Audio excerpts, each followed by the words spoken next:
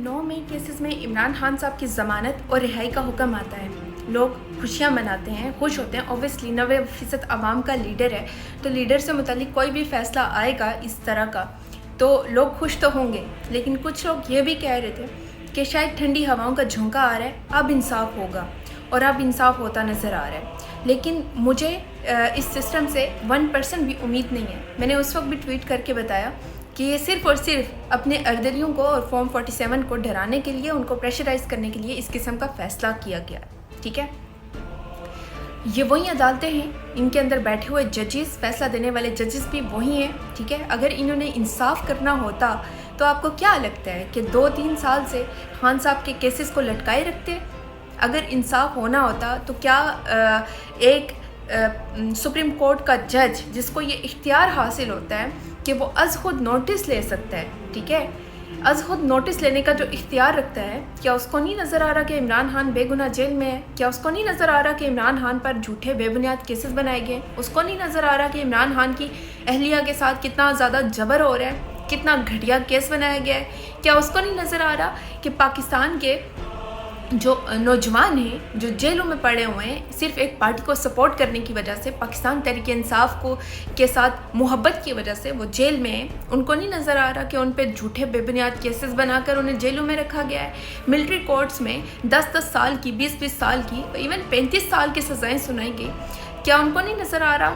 बिल्कुल नज़र आ रहा है। एक चीफ जस्टिस ना अज़ खुद नोटिस लेने का इख्तियार रखता है, लेकिन वो नहीं ले रहा इस किस्म का कोई नोटिस नहीं। ये जो फैसले किए जा रहे हैं ना, ये सिर्फ़ और सिर्फ एक तो माहौल को थोड़ी देर के लिए ठंडा करने, थोड़ा सा टाइम गेन करने और अपने अर्दलियों को, फॉर्म 47 वालों को डराने धमकाने के लिए इस किस्म के केसेस के फ़ैसले किए जाते हैं। आपने खुद देख लिया कि खान साहब की केस का फ़ैसला आता है, लोग खुशियाँ मनाते हैं, मिठाइयाँ बांटते हैं, तो मिठाइयाँ बांटती हुई एक छोटी 4-5 साल की बच्ची को गिरफ़्तार किया गया।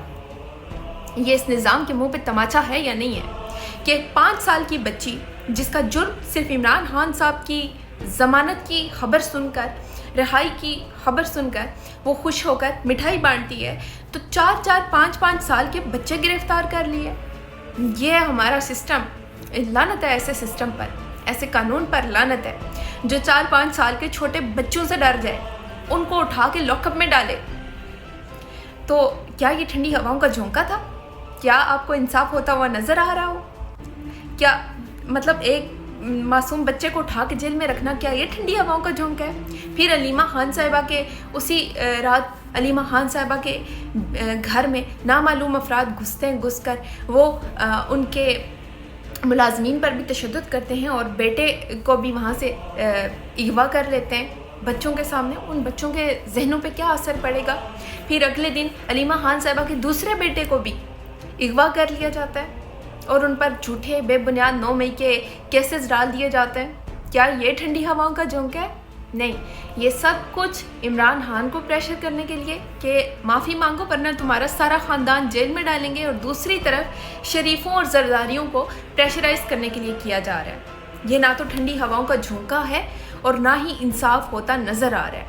इन अदालतों में इंसाफ नहीं, क्योंकि ये अदालतें बिक चुकी हैं। इन अदालतों में बैठे हुए जजेस हर जुल्म, हर जबर को अपनी आंखों के सामने देख रहे हैं, लेकिन वो ये कहकर कह देंगे ये हमारा काम नहीं है, ये आपका आपस का मसला है। भाई, आप जज बन के क्यों बैठे हो? अगर किसी का आपस का मसला है, अगर किसी का सियासी इख्तिलाफ है या उनकी जिम्मेदारी है, तो फिर आप जज बन के क्यों बैठे हैं? अदालतों को ताला लगाइए, क्योंकि इस मुल्क में इंसाफ नहीं है। ये मुल्क, इमरान खान तो एक छोटी सी जेल में कहता ना, ये पाकिस्तान बड़ी जेल है। जंजीरों से बाहर जो लोग हैं ना, वो भी कैद में ही हैं। ठीक है, आज़ाद वो भी नहीं है। पाकिस्तान सिर्फ बना था 1947 में, आज़ादी हमें कभी मिली ही नहीं थी। हकीकी आज़ादी हासिल करनी है ना, तो सड़कों पर निकलना होगा। सड़कों पर निकलने के अलावा कोई और रास्ता नहीं है। पहले दिन से कह रही हूँ कि एक आम आदमी के लिए भी आपको सड़क पर आ जाना चाहिए। एक आम आदमी के साथ जुल्म हो तब भी सड़क पर आ जाना चाहिए। यहाँ तो बात लीडर की है, यहाँ तो उस लीडर की है जिसने इस मुल्क और इस कौम की खातिर अपना सब कुछ कुर्बान कर दिया। और ये भी कहती है यूँ कि 1-2 दिन सड़कों पर रहने से कुछ नहीं होगा। एहतजाज ऐसा हो कि आप तब तक सड़कों पर रहें जब तक आपके मुतालबात पूरे नहीं होते, जब तक इस सिस्टम को साफ़ ना कर दें। یہ سسٹم اتنا گندا ہو چکا ہے، اتنا گندا ہو چکا ہے کہ اس سسٹم کا خاتمہ بہت ضروری ہے، اور گھر بیٹھے رہنے سے کچھ نہیں ہوگا، یقین کریں کچھ نہیں ہوگا۔ پہیہ جام ہڑتال، ایک مضبوط ہڑتال، پہیہ جام ہڑتال، پورے ملک کا پہیہ بند ہو جائے، راستے بند کر دیے جائیں، سڑکیں بلاک کر دی جائیں، اور وہ تبھی ممکن ہے جب آپ ایک ہوں گے۔ جب تک آپ ایک نہیں ہوں گے، آپ ایک ہو کر نہیں نکلیں گے، تب تک یہ سب ممکن نہیں ہے۔